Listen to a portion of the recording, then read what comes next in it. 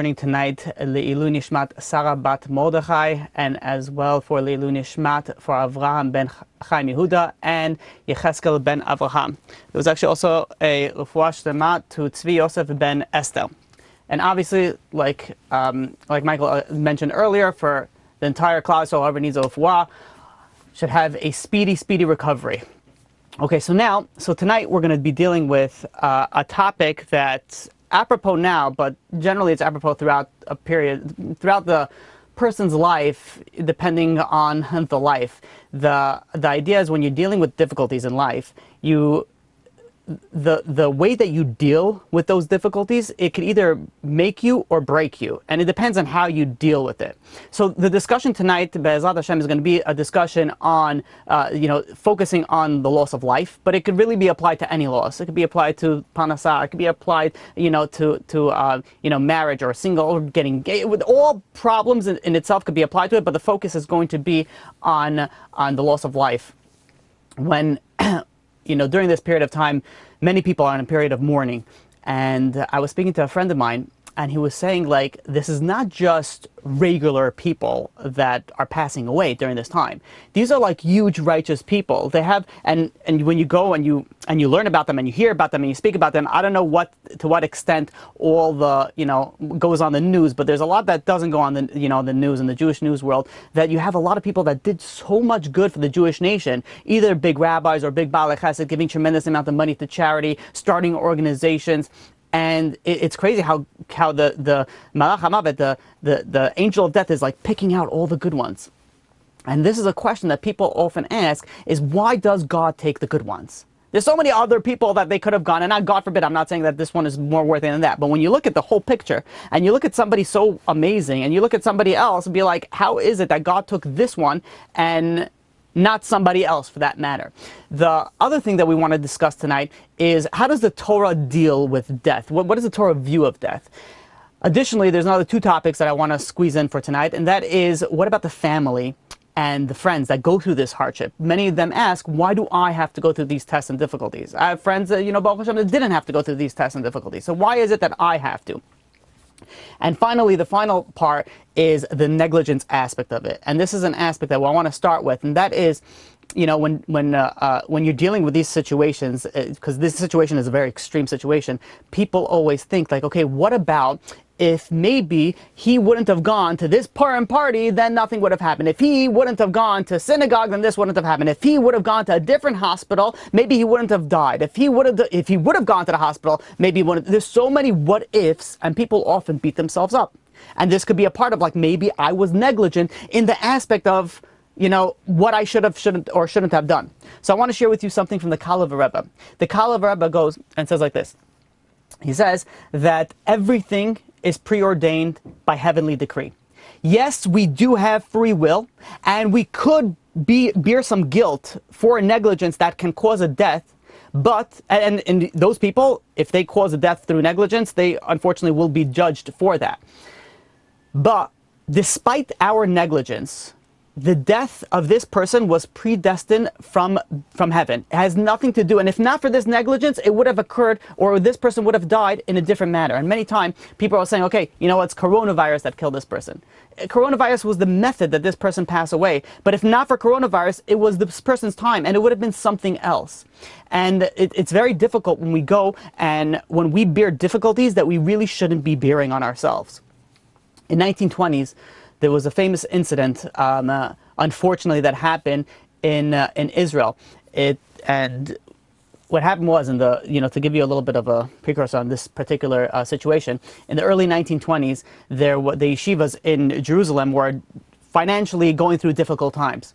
So the rabbis went and decided they're going to send a rabbi by the name of Rabbi Balk to go and try to, he was a very dynamic speaker, to try to raise funds for the yeshivas in Jerusalem. So he goes and he travels from place to place, gives his speeches, very dynamic, very inspirational, and then people go and donate to the institutions. One time he was in Chicago, and in Chicago he delivered this powerful, inspiring speech, and one person came up to him afterwards by the name of Yerachmiel Wexler. And this Mr. Wexler was very moved by this rabbi's speech, and he decided that he was contemplating he was going to move to Israel to open up a business so he could support the Jewish people of Jerusalem and of the area. So Yerachmiel went and he traveled to Israel. This is in the early 1920s. He traveled to Israel with his son, Yecheskel. And they went, and the first stop was in the famous Hebron Yeshiva, this yeshiva that was of a high-level learning. And they saw there many Americans that are sitting there and they're learning over there, and they were so inspired. Yerachmiel Wexler the father was so inspired. He decided that his son Yecheskel should remain over there in the yeshiva to go and learn. Now, during the winter, and he was there during the winter of 1928 to 1929. 6 months after he arrived in the yeshiva, the local Arabs perpetrated this deathly massacre of the Jewish people in Hebron. And in there, 67 Jewish souls were taken. And Yecheskel Wexler was one of the victims. And when the family heard the news, they were so broken. They were so, they couldn't even see their son. It was so far away. During that time, the air travel wasn't like there is today. There wasn't any air travel. So they went, and the family sat shiva in Chicago. The next, some time goes by, and the yeshivas in Israel, they needed some more financial support. So Rabbi Balk was again going to go to America to go and fundraise. And he said, fine, he'll go, but on one condition, he cannot go to Chicago. He said he went and he was indirectly caused his son, this famous, Yerachmiel Wexler, his son, to go to Israel. And because of that, his son died. He said, I can't see this person in his eyes and look at him because I caused his son to go to Israel. And because of that, his son is not here anymore. So they said, fine. They planned out his itinerary, and he wasn't going to go to Chicago. But God has a way of working things out. And when Rabbi Balk was in New York, he happened to meet this Mr. Wexler. And Mr. Wexler went and extended an enthusiastic greeting to him. And he says, Rabbi, he says, I was looking so forward to seeing you. And I was wondering, how come you're not coming to Chicago? And the rabbi, he said, listen, I specifically asked not to go to Chicago. So he said, Mr. Wexler said, why? Why not? And he said, I indirectly caused, you to lose your son. And I feel terrible. How could I face you? And Mr. Wexler was like, what? Lose my son? He's like, you gave me my son. 20 years ago, when he was born, his soul was destined to remain in the world for 20 years. This is what the father is telling the rabbi. The father goes and says this was his time to go. And he would have left the world regardless of where he was. But thanks to you, he spent 6 months studying in the Hebron Yeshiva. And I'm confident now that he has a share in the world to come. And many times, people blame themselves. They blame the corona, blame whatever it is that they do. But we have to realize when the time comes for a person to leave this world, the time comes and the person leaves, regardless of how it went and how it came and what was the methods that came about this. Now, there's something very interesting that the Rashi brings down in the beginning of Parashat Chukat, which speaks about the purification process with dealing with the impurities of death. And over there, what Rashi says over there, what the Chazal teach us, is that a person has no permission to question when God takes someone from this world. Meaning that the decree comes from heaven. And because of the decree comes from heaven, we don't have no permission to go and question this. And the Ramban, Nachmanides, goes on this pasuk, and he goes and he comments, and he says, we're all God's children. He loves us more than a father could love his child. And even death itself is ultimately for the good. To the extent of this, that even the deceased themselves, even for the person that passed away, there's no reason to be pained. Why? Because the main characteristic of a human being is his internal soul, is his neshama. And that soul continues to live in a spiritual life. And for this very reason that we have there's parameters in the Jewish law on how we deal with mourning. There's pasuk in Devarim, chapter 14, verse 1, that says, Lo tisgodedu velo tisimu ka'acha ben einechem lamet. A person is not supposed to cut himself, he's not supposed to make himself any baldness between your eyes for the dead, meaning that in the pagan rituals, they used to mourn excessively with self-mutilation when someone passed away. But this is not appropriate to do that in the Jewish understanding. Why? Because the person is not dead. The person moved from one location to another location. And yes, it's appropriate to cry, and yes, it's appropriate to mourn. It's like a little child is going and being separated from his parents, and they're going to a faraway journey. So yes, it's appropriate to cry. But ultimately, the separation at death is never, never an eternal separation. As we all know, the final, what is the word I'm looking for? Coming together with all the family and the friends, the people that lost. That's where with Tchiat HaMetim, the resurrection of the dead, we will we rejoin together with those that we lost. The Rabbi Aaron of Belz goes, and he lived through the Holocaust. And when he was in the Holocaust, he lost his entire family, and he lost all his children. And he arrived in Israel at February 3rd, 1944, after losing everything. And that Shabbat was Shabbat Shira. And its beginning, how does it begins? Az Yashir Moshe Uvnei Israel. Then the Jewish nation will go and sing, and Moshe Rabbeinu will sing. It speaks as then. And Rashi comments the name of the Medrash and also speaks about it in the Gemara that says that this is a hint that there's going to be, from the Torah, that there's resurrection of the dead. But says that, the Rebbe goes and explains something like an amazing chidush. He goes, and you see, the Torah tells us that when the Jewish nation went and they left Egypt, they left chamushim.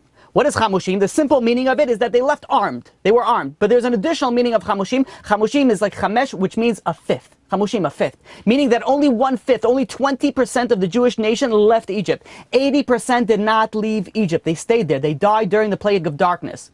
Now, when you think about this, think about something unbelievable. That means that every Jew had many relatives that perished before the exodus of Egypt.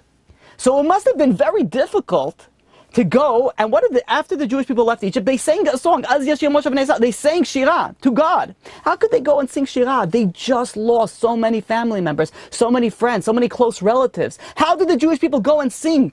How? The Midrash goes and tells us they had tremendous amount of faith. They were able to sing despite the suffering, despite the deaths that they had. They were able to go and sing praises to God. And you think about it, the first Passover in Egypt, on one side you had the Egyptians who were crying, tremendously because of the pain of the deaths of their firstborn. But on the other side you had the Jewish nation who were singing, they were happy in their homes. But you have both lost people, families in their house. But you have one of them that they couldn't deal, and another one they were able to give praise and thanksgiving to God. Look at the difference between a Jew and a non-Jew. Now, even though you had the Jewish nation, 80% of them passed away, says the Bnei Yissaschar that this is, according to Kabbalah, this was very important, and this was a tikkun for these souls. Because we know in Yeshaya, in Isaiah, chapter 27, verse 13, it says, V'haya bayom ahu iteka b'shofar gadol. It says, in that day, when Mashiach comes, there's going to be a great shofar blowing. Uvau avdim be'eretz Ashur v'anidachim be'eretz Mitzrayim v'ishtachu l'Hashem b'har HaKodesh b'Yerushalayim. And what is it this pasuk is telling us? This pasuk is telling us in the resurrection of the dead, there will come a time where those that were cast away in the land of Egypt, those that passed away, they're going to come back. Says the Bnei Yissaschar, this was a tikkun for them. This was all, even though the people died during that time, even that was for the best. We don't always see that. We don't always understand that. But ultimately, we see that there is a bigger picture to life than we're privy to see to. And even though we could go and we could understand this, people often go and ask, yeah, okay, so we understand this concept, but why do I have to go through these difficulties? Like I understand. So let the big people, let them go through. Like, why do I have to go and deal with these sufferings and these difficulties? So I want to share with you a story, and listen carefully to the story, because if we understand this story, we could answer how to deal with our problems and how to overcome our issues in such an amazing fashion that you will only grow from it. This is a story that Rabbi Eliezer Parkov brings down. There was once a boy. He was in 7th grade. His name is Yehuda. This Yehuda was very smart, very bright. His midot was unbelievable, great manners. Just like overall, like a star kid. Like really, really good. And then his father got sick. And within a short period of time, his father unfortunately passed away. And that's what, like, Yehuda, his pillar of support, his foundation, he just lost it. Now his mother, which was a fresh widow, unable to come to terms with the death of her young husband, her young husband was the breadwinner. He was one that supported the entire family. She didn't even know where to begin. The amount of loans they took out for the medical treatments, and how she's going to go, and now she's going to pay for the mortgage, and how she's going to go and pay for the tuition, and how she's going to put food on the table. There was so much overwhelming her. She didn't know what to do anymore, that she just collapsed. She went, and all she could do is open up a Sefer Tehillim and just sit and cry and cry and cry and pray to God. And when she finished with all this prayer, she had no energy, she had no ability, no strength to even go and deal with her dear son, her Yehuda, 7th grader, who lost his father. So he was left dealing with this by himself. And was it difficult? But of course, if things are not dealt with, it affects other areas of life. and his grades started to decline. He started to be more withdrawn. He started not to be as a star kid as he once was. The year passed, and he gets into 8th grade. And at the closing end of the 8th grade, the rabbis of the school now have to figure out where each boy is going to go for high school, because they were in elementary. So they were figuring, this boy Yehuda, he was such a bright kid, he has such a bright future, but his marks, his ability to learn for the past year and a half was terrible, because he was dealing with something. But which school is going to go and accept him? So they went, and the rabbi started making phone calls. His rabbi went and called one top yeshiva after another top yeshiva, says, please, can you? And he told them the whole story. And every yeshiva said, every school said, listen, we understand it, but everyone gave a different excuse. It's not going to work for us. We're not really, accommodating to deal with this type of situation. You need to deal with a school that's able to. Everyone gave a great excuse. But so far, this boy had nowhere to go. So the rabbi was thinking and said, you know what? He says, what can I do? I'll have to send him to a second-tier type of a school. But he said, I'm going to give it one more chance. There's a new school opening up. Let me try. Let me try to see what goes on with this school. If it works, good. If this school doesn't work, this is the last resort, we'll have to place him in a lower-tier school. So he calls up this rabbi, and he gives him the whole story. And he thought he was wasting his time. Which new school is going to deal with this problem? New school, you want to build up a strong foundation, a strong, reputation. You start with the top of the line. So this rabbi who's starting this new school said, you know what, let's discuss it like this. He says, I'll meet with this boy. If I see that this boy is willing to go and grow and that I will be able to help him, I'll accept him. But if he's not willing, if he's still very stuck in a situation that he can't get out of it, then I can't help him. So the rabbi on the phone said, that's amazing. Okay, I'll call the boy. We'll be by your house tomorrow night. The next evening, the rabbi drops off this 8th grader, Yehuda, at this rabbi who's opening up a new school. And he brings him in, gives him some food to drink, some food to eat, something to drink. And he goes, and the rabbi starts telling him, and he says, listen, he says, I know your situation. I know it's very difficult what you're going to. He says, I want you to tell me the whole story. Just tell me everything. But one thing that I need you to do is, I want to help you. I want to do something for you, but you need to help me help you. You got to go and you got to work together with me. So the boy felt some sincerity in his eyes, and he went and he told his entire story before this rabbi. And it started off with just tears and crying. And he speaks about his father and how his father learned with him, and his father was his pillar of support, and now he has nothing, and how could he accomplish anything? He has nothing to lean on in his house. And then he goes and he says, he starts explaining of his situation. The rabbi, after hearing his story, felt also tears falling down his cheeks. And he says, listen, he says, from what your rabbis are telling me, he says that you have so much potential. You have so much ability to go, and you're not even using a fraction of it. So he goes and he says, I want to help you. I want to help you, but will you work with me? Will you work together with me? So the rabbi goes, and before he continues, he stops for a second, and he says like a little silent prayer to God, like, please help me say the right things right now. And he goes over to this boy, and he brings him to the window. And he goes over and he shows this boy, there's a building that's being built right across the street. And he shows this boy all the construction crew around, but there's a building still up there. There's a construction crew still all around there. And the rabbi goes to the boy and he says, you see this building over here? And the boy says, yeah. He says, you see, it's a 20-story building. And the boy looks up and he says, yeah, I see, it's really tall. He says, the rabbi goes and says, there's a bunch of contractors that went. They purchased this building, and what they're going to do is they're going to tear this building down, and then they're going to build up a 80-story building. So the rabbi goes and he says, how come, if you think about it, why do they, look at this, it's a good building. There's already 20 stories on it. Why do they need to go and destroy this 20 stories? Let them go and build another 60 stories above these 20 stories, and here, you got yourself a 80-story building. So the rabbi goes and answers this question. He says, this 20-story building, if I go and if we go put another 80 stories on it, it's going to collapse. The foundations are not strong enough to hold 80 stories. They're strong enough to hold 20 stories.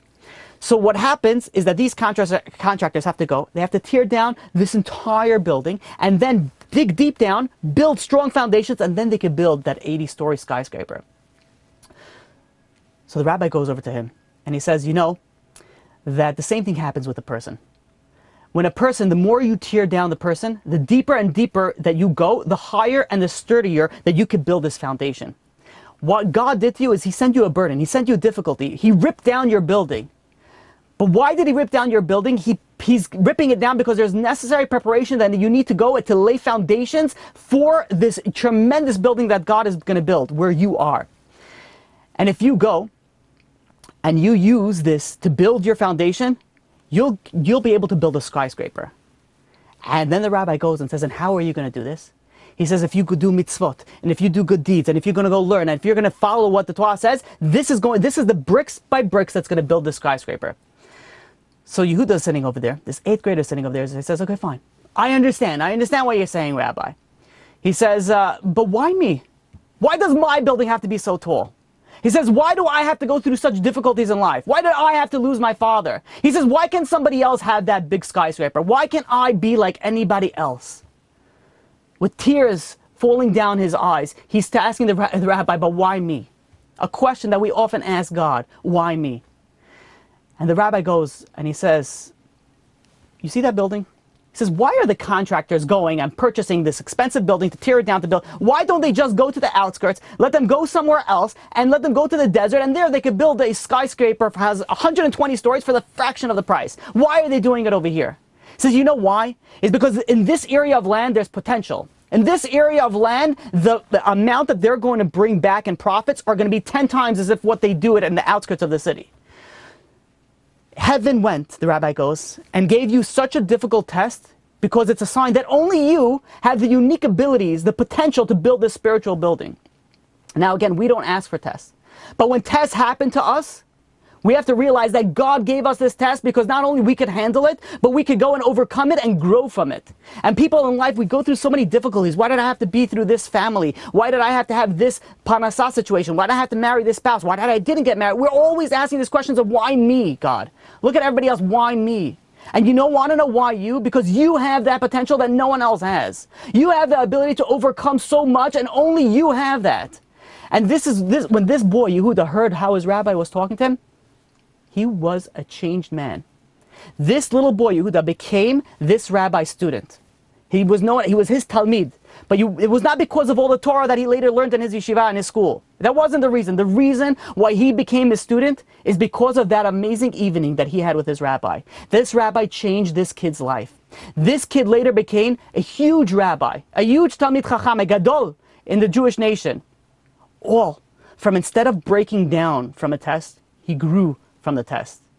The ability of a person to succeed in dealing with all the difficulties that we didn't deal in our life, what does it depend on? It depends primarily on the way that he looks at them. If you look at it in a negative way, then you know what? You're not going to be able to deal with it. But if you look at it in the proper perspective, then you will be able to use the tools to help that person grow and develop and become a giant of what they can become. We see this when people left the Holocaust. People that left the Holocaust, when you look at the spiritual aspect of it, they went either one or two ways. They just threw religion away, or they went so strong with religion, they came closer to God. And you see the same person that went through the same concentration camp, that went through the same suffering, lost the same amount of people. How is it that one person just broke down and lost everything? Another person decided that, you know what, I'm going to build from this. I'm going to grow from this. And they went, and you don't only see this in spirituality, you see this in business also. People that went through the Holocaust and they had the power that other people didn't have because they went through so much in life. It's very interesting. There's some companies that like to hire people that were in the army. Why? Because the army puts you through difficulties. And if you're able to overcome that, you're going to be able to overcome difficulties that throw into you in the business world. There's so many things that happen in our lives that we don't realize that this gives us the ability to grow. And it doesn't have to be huge tests. Even the small things help us grow. Even the small things like getting stuck at home for months or God forbid, hopefully not months, but for weeks on end, not knowing what to do and not knowing how to deal with the family and not knowing how to deal with financial stuff and not knowing how to deal with so many things. There is so much opportunity here that you could go and you could break, or you could go and you can grow. I want to go and from here venture on to a little bit of a different topic. And that is, how come we have that the best people pass away? The greatest. Why does God take the best? There was a story that happened in France that in this particular French city, which is about an hour drive from Paris, there was no kosher mikveh. So when the Jewish families wanted to move to this town, they heard that there was no mikvah for the, they decided that, well, we can't move over here. So they went and they moved somewhere else. So the person by the name of Dov, that he decided that he's going to build a mikvah. And he was good with his hands, he knew how to build. He went and he started researching all the proper, halachot, all the proper laws and how to build a mikvah, and he, raised the money that he was going to build a mikvah. He did everything from A to Z. And where was he going to build a mikvah? He was going to build it right in his backyard to cut down on costs. And he goes and he works diligently, months and months of hard labor, and eventually builds this beautiful mikvah in his own backyard. Now, he had young children, so he always made sure that he would go, and whoever was using it, whoever was dealing with it, they would always make sure to lock the mikvah. And nobody ever went without permission. And then one day, something unthinkable happened. He had a son by the name of Shlomo, which was only a year and a half old. And somehow, someone forgot to lock the mikvah. And they went, and this boy somehow got into the mikvah, and when the family found him already floating in the water. And the family was broken. A year and a half old child, a baby, was taken like this. But even the question was greater, but why was he taken this way? The family gave everything to do this mitzvah, to help other Jews, and the boy is going to die in the situation that they went to help other people? People had so many questions. This is a family that sacrificed so much for other people, so much. And this is their reward? And this is what they get? Dov went and he flew his son's tiny little coffin to Israel, and he buried him on Har HaMenuchot. And then he traveled back to France, where him and his wife and the rest of his family, which they were 10 boys, now there were only 9 boys left. They went and they sat Shiva. A short while after that, after his return from Israel, Dov had a dream.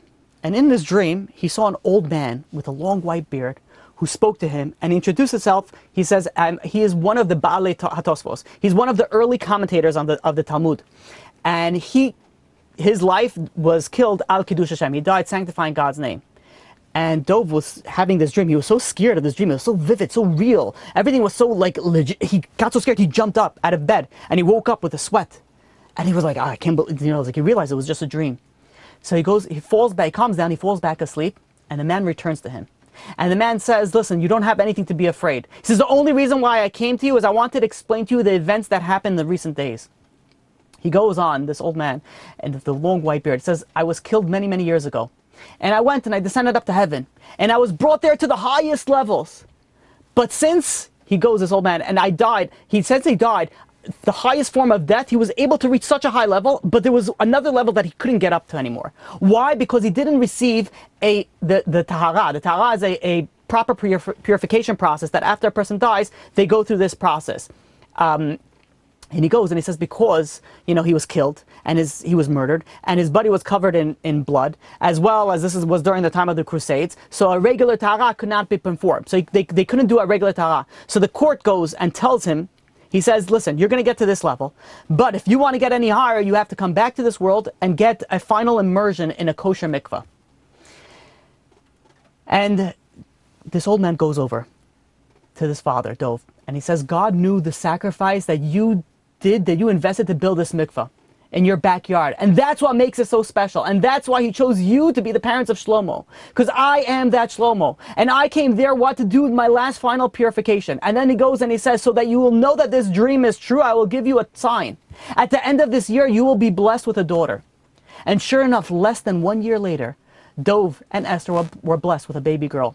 And this story was told. The story is written in many, many sources. And the story in many, many books. The story was retold by somebody who saw the mikvah and met that little girl. So we go and we look at life and we look at the tragedies that we deal with life. We have to realize we don't know. We don't know the full picture. We don't know what's going on, even in a partial picture. And I want to share with you something so amazing, so unbelievable, but you're going to have to stick with me with this. This is something from Rab Shimshon Pincus. And Rab Shimshon Pincus goes and says something unbelievable. He says, when a tragedy takes place, that means that God's trait of judgment is expressing in the world. And the proper response for us is to arouse ourselves to do tshuva.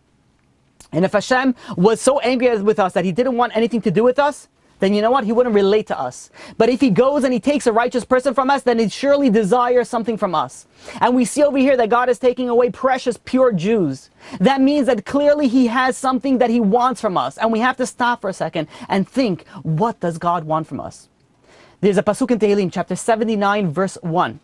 that speaks about the defilement of the holy temple. But how does it start? It starts Mizmor le'asaf, a song to Asaf.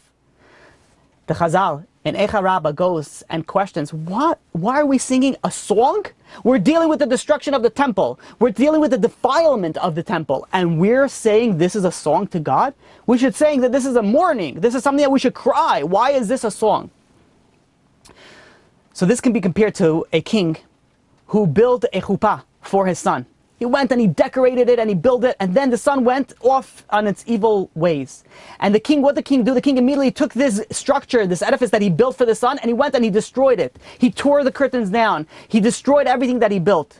Meanwhile, there was a servant nearby that saw all this. He started playing a flute and started singing a song. And they went over to him and says, "Now you're singing a song?" He says, the king just went and destroyed. Why is this something that you're so happy about? Why is this now that you're singing? And this servant goes and says, but if you think about it, he says the king was very angry with his son. It's better that he takes out his anger on the structure of that's just building material, as opposed to taking out his anger on his son. Says Chazal tell us, Mizmor le'asaf. Why is this a song? Because God destroyed the temple. Why did God destroy the temple? Because the Jewish people were doing something that they shouldn't have done. God got angry at, so to speak, at the Jewish people. So instead of going and pouring his wrath on the Jewish people, God went and he poured his wrath upon sticks and stones. But now ask Reb Shimshon Pikus a very important question. God gets angry? God, if somebody gets angry, right, they take a mug and they throw it against the wall that calms them down, and for whatever, obscure reason, they go and they calm down. But we're talking about God over here. God needs to get angry and then God gets calmed down when he destroys something. How do we understand this? Such an amazing concept is going to blow your mind. Reb Shimshon Pikus goes and says like this. He says that every being is composed of two factors. You have the body and then you have the soul. The soul is what gives life to the body. Now, every soul is connected to the body. A human body has a human soul. An animal body has an animal soul. A human body walks standing up, it fits a soul, which also stands up. An animal body walks on all four with its head towards the ground because that's fitting for the soul, which also comes from the earth. Different levels of soul. We're not going to get into the Kabbalistic aspect of it right now. But what happens, the Kabbalah teaches us, that if the body and the soul do not match, how could that be? One of two reasons. Either a human has an animal soul, or an animal has a human soul. So if a human has an animal soul, so then this human being is going to be very physical, very, like in a gross aspect, very, very physical and very crude. If, says Rabbi Shimshon Pikus, there's something even worse than that, that an animal has a human soul. Well, what happens to a human soul that is connected to an animal body? Now listen to this, it's a little bit Kabbalistic, but bear with me. According to the Torah sources, the soul is termed light, like an O. A body is a receptacle that holds that light. But they need to match each other. If the receptacle and the body match each other, then they will function at full capacity. And it remains intact. However, if the receptacle, which is the body, receives more light than it could handle, than it's built for, then it's not going to be able to hold it and it's going to break. And we see there's something very interesting in Pirkei Avot. In Pirkei Avot, there's something very interesting that we speak about that says that somebody who has deeds, his ma'asim, his actions, are greater than his wisdom, than his learning, then his wisdom remains intact. Meaning that your deeds should be higher than your level of wisdom. But if somebody goes and his wisdom is greater than his deeds, meaning he has a lot of wisdom, but his actions, his level does not compare to that. His wisdom is higher, his deeds are not that great. His deeds are lower, then his wisdom is not going to remain intact. What is this referring to over here? The wisdom is light. The deeds are a person's physical action. So when a person has wisdom that's greater than his deeds, then the receptacle, meaning the light, is greater than the receptacle, then the result, it will break. Let me explain to you like this. Amazing clarity. Reb Chaim Brisker goes and he explains it as follows. Let's say a person has 5 portions of good deeds and 3 portions of wisdom, meaning that the good deeds should be higher than the wisdom, and the good deeds are higher than the wisdom. So his wisdom is going to remain intact. He will survive in that aspect. But let's say you have another person that has 10 aspects of good deeds and 20 aspects of wisdom, meaning that his good deeds are 10, which is higher than the first one, which is only 5, but his wisdom is higher to 20. So you're going to ask you a question: who is greater? Is it the person who has more wisdom because he has 10 aspects of wisdom and the other person only has 3? Or is it the other way around? Says the Brisker Rav, he says the second person is inferior to the first person. Why? Because a second person has greater wisdom. With greater wisdom comes a greater obligation. And if you fail that obligation, so you fall many times greater than the other person. And we see over this, says Rabbi Shimshon Pincus, in the modern world, that we see over here that the wisdom is greater than the deeds is taken to extreme over here. You see over here, there's at this day and age, the connection between what a person knows and who he is so far apart, it's crazy. We have over here people that could excel in knowledge. It could be a professor, an engineer, an inventor, a doctor, a lawyer. It could be at high intellectual levels. Could figure out how to reach the moon, how to fly, unbelievable stuff. Yet the basic nature remains despicable. The Zohar goes and says that in the 6th millennium, there is going to be great wisdom, great gates of wisdom that's going to open up from heaven and it's going to be coming down.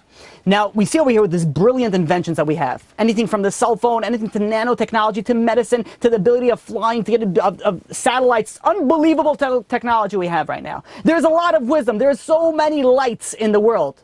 But what about the receptacles? What about the receptacles? Did people also go up with all this extra wisdom? Did people go higher and higher in their level? Now they're understanding all this wisdom. Are they going to reach higher levels? Unfortunately, we see it the other way around.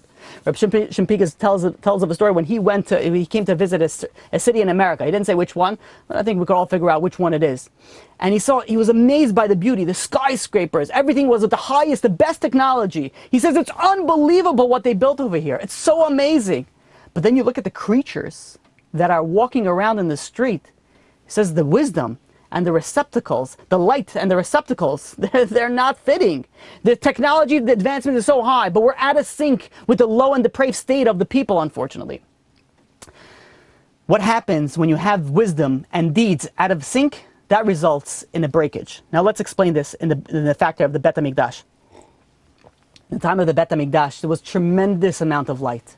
There was tremendous amount of wisdom. There was tremendous amount of Kedusha.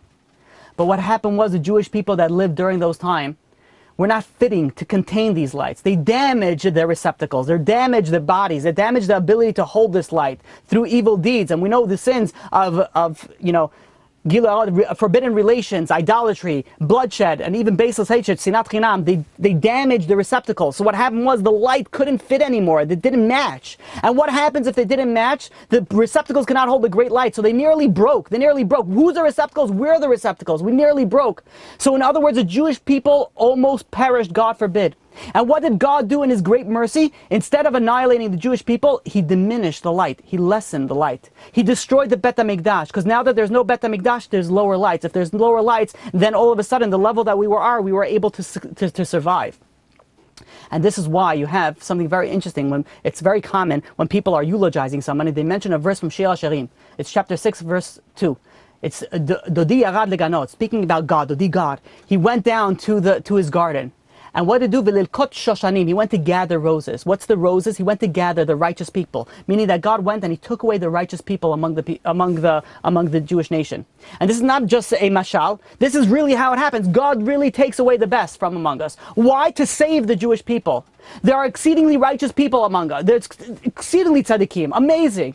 But what happens is, if there's such a high level of light, there's a demand so much for the people. If we have such high level righteous people, then we have to have that ability to hold that light, to hold that wisdom.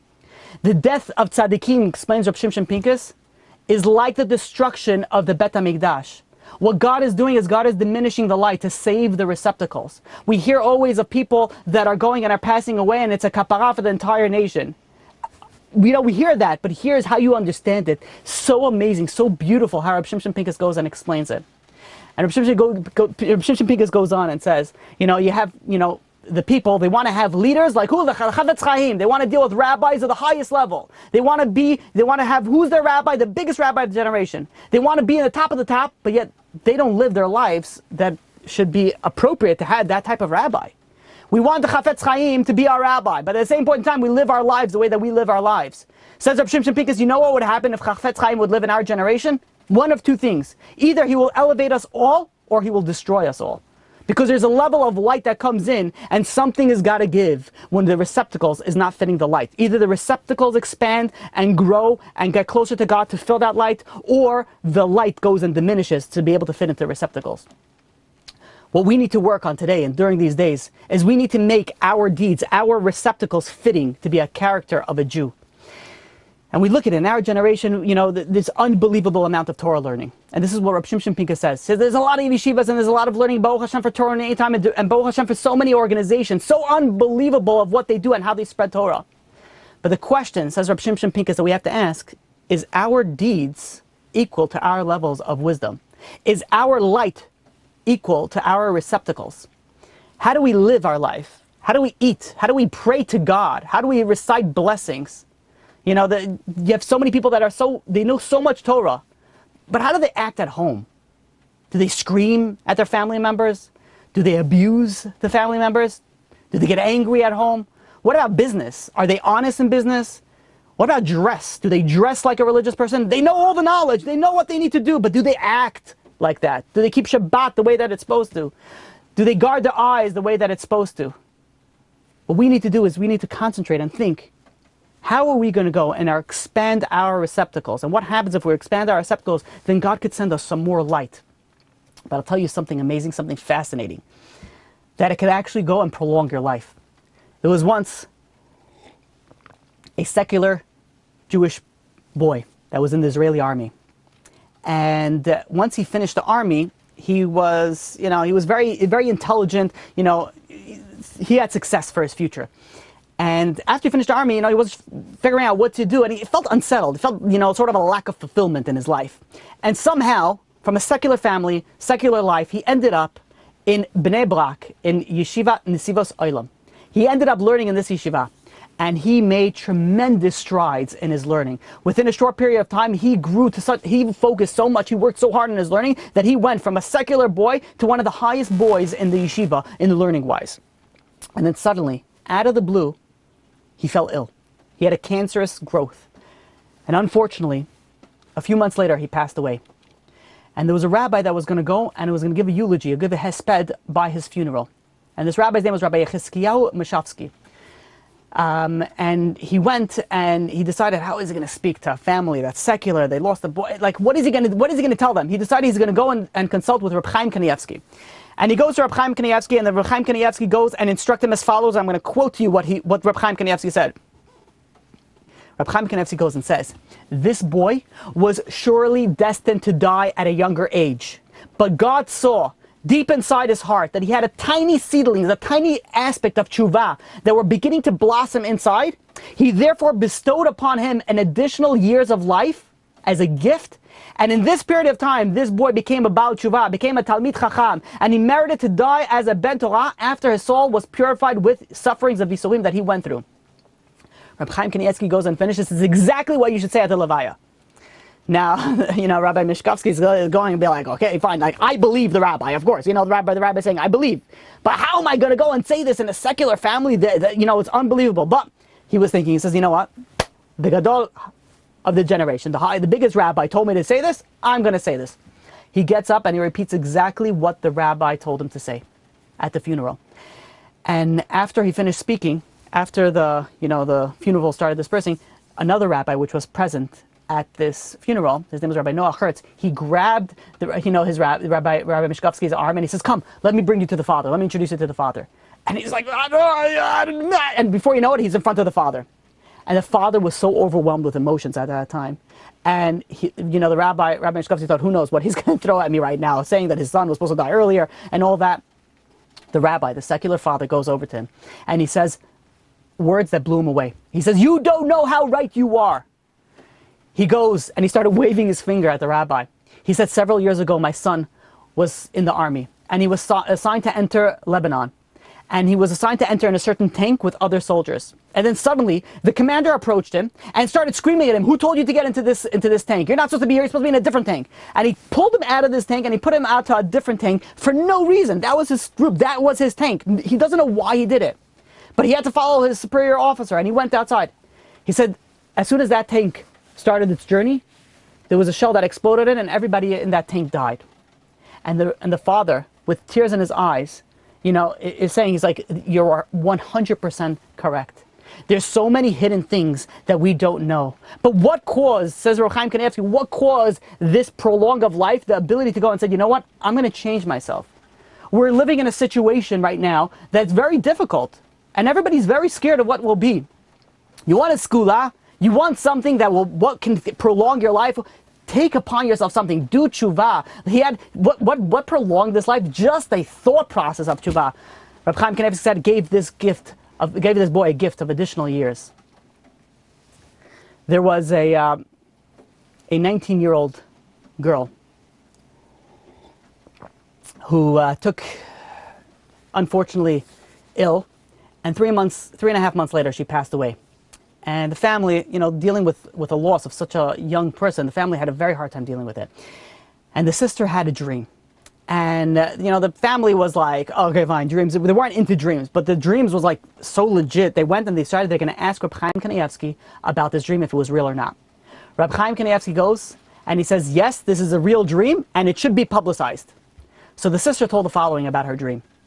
She saw herself in a large garden. It was beautiful flowers and trees, and everybody was singing praise to God. And then she saw multiple people that were all dressed in white. They were learning Torah on like golden chairs. And then she said she saw a rabbi who was giving a class. And so the rabbi had a face of a young man, but like with a long white beard, like an old man. And after they finished, the class was finished, this rabbi goes over to the sister and says, come, I want to take you to your sister who passed away. And they went and they entered a different garden. And this sister saw her sister that passed away, and she saw her face was just like shining with joy. And the sister ran over to the sister that passed away and says, tell us, why did you leave us at such a young age?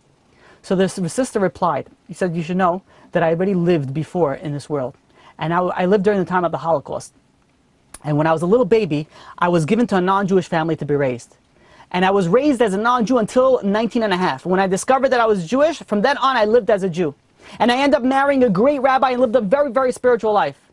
And in Gan Eden, in heaven, they went and I kept on going higher and higher until I was stopped.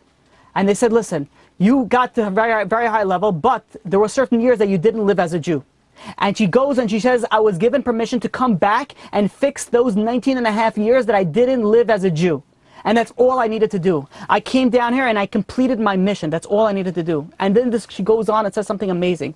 She goes on and then she says, I want you to please to thank everybody for coming to my funeral. It was such a great merit, a great zchut for me.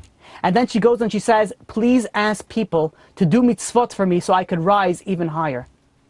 And she goes on and she says, when a person does a mitzvah, a good deed or learning, le'ilu neshama, to go to help a deceased, then she goes, the sister who passed away goes and she says, we gain and you don't lose. He says, you'll get the same credit. And then she goes on.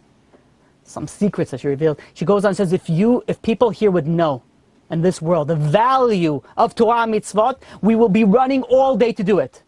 And then she goes on, she says, in this realm, you have questions, why did I leave? In this realm, in this place where I am right now, there are no questions. There's nothing, everything makes perfect sense.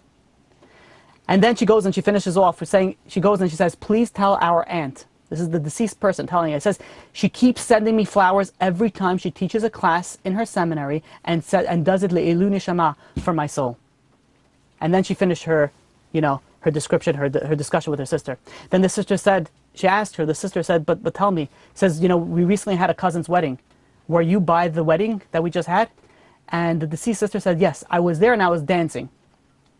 There's so much in life that we can't see. But we have to know that God knows what He's doing. The world is very, very organized. Everything is very meticulously looked over, and everything is planned out and done according to the T of God's plans and God's preparations. I want to finish off with a very important concept from the Bnei Yissaschar. The Bnei Yissaschar goes, and he sent a letter to his Hasidim in Munkach after the cholera epidemic in 1831. And he goes and he says, this epidemic came for our benefit, and it draws our redemption closer. And even if we are not worthy of the redemption of the Geulah, you should know that the suffering of the epidemic certainly reduces several years from the difficult decree of our exile. And a believing Jew has to understand that everything is good, and we have to work hard to be able to accept it with joy. And we have to, if we could go and plug in what the Bnei Yissaschar said to this, that we don't know when the redemption is going to come. But one thing we know for sure is the suffering that we're dealing today is definitely bringing the decree of our exile closer to an end that we could see with Mashiach. When we go, we have to understand, we have to think about what's going on over here. So we discussed a few concepts that we have to just do a quick, a quick recap. When someone goes and passes away, people tend to blame themselves. If you did something wrong, then maybe you have to do tshuva, but you're not the cause of that person's death.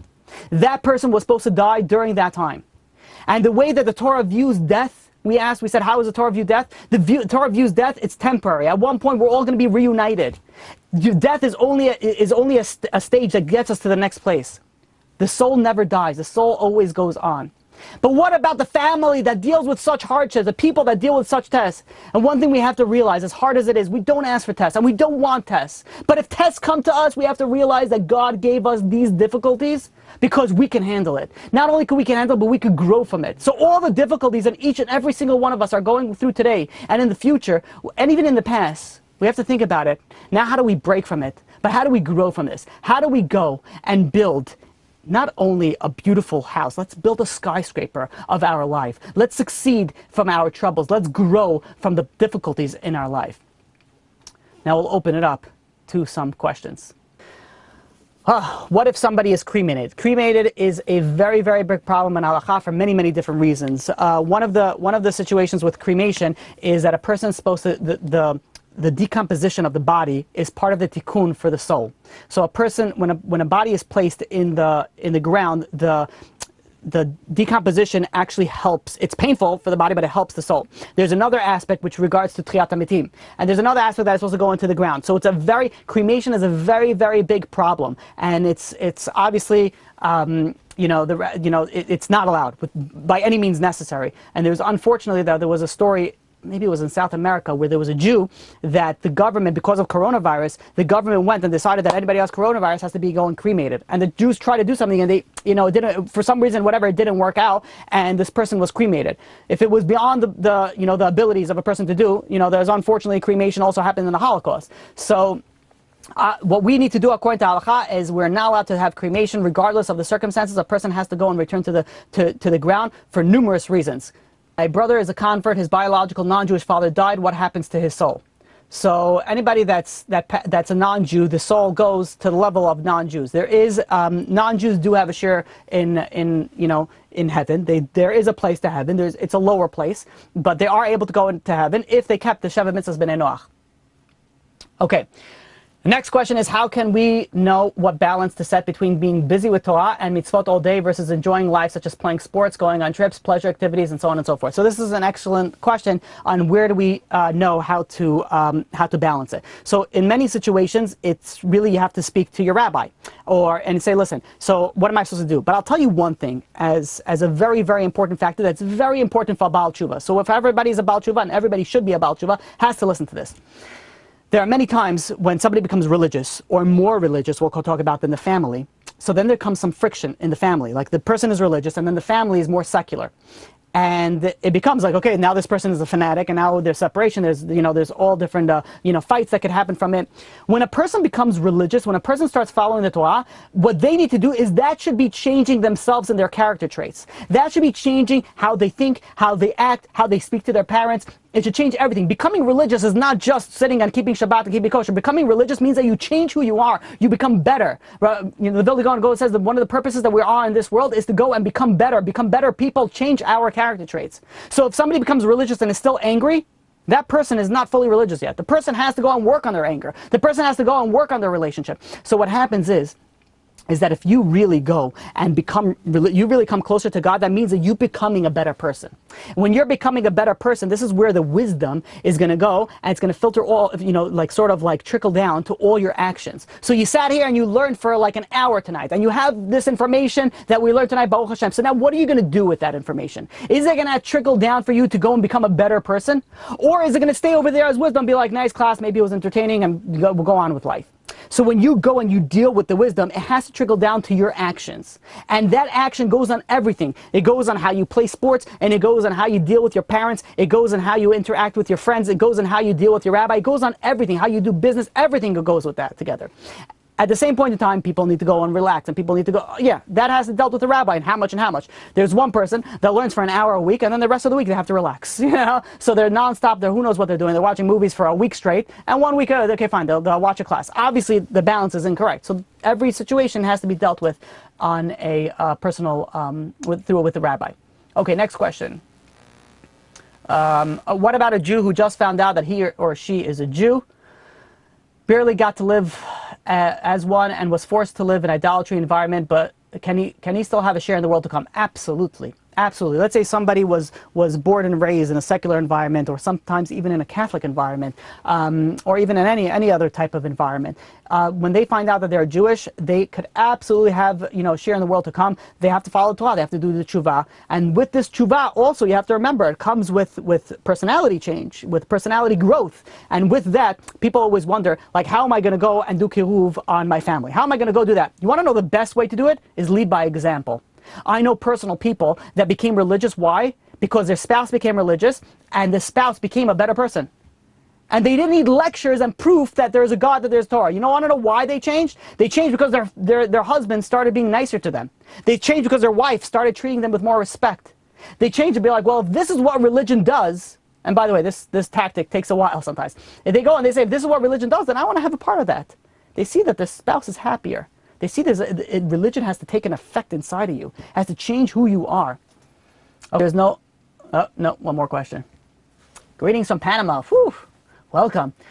Things all around the world are not getting better for Am Yisrael. Is this a clear sign for making an aliyah? Or which good reasons do we have for remaining in our current countries? This is an excellent question. What are we supposed to do in regards to our staying in our foreign countries, or should we go and move to Israel? So there are some rabbis that have been coming out for quite some time in the public and saying that everybody should move to Israel and everybody should go, and if you're able to go and move over there. At the same point in time, so yes, the best thing is if you can go to Israel, if you have the ability to go to Israel, and again, before you make that type of drastic decision, you have to go and speak to your rabbi for guidance, because sometimes it's very, very difficult, and it could backfire if you go in the wrong time, or if you're not, able to, especially when you're dealing with children in schools. There's a lot of angles that one has to deal with it. So if you're able to go to Eretz Yisrael, then of course you should go. If you're not sure, if you have a business here, if your family is over here, if the kids are doing great in school, if you're going and you're a rabbi in a community, if you're doing a kiruv, and there's so many ifs, ands, and buts that goes on over here, that maybe it's more beneficial for you to stay here right now. But again, that's something that has to be dealt on a case-by-case basis. But ultimately speaking, yes, if you're able to move to Israel, by all means.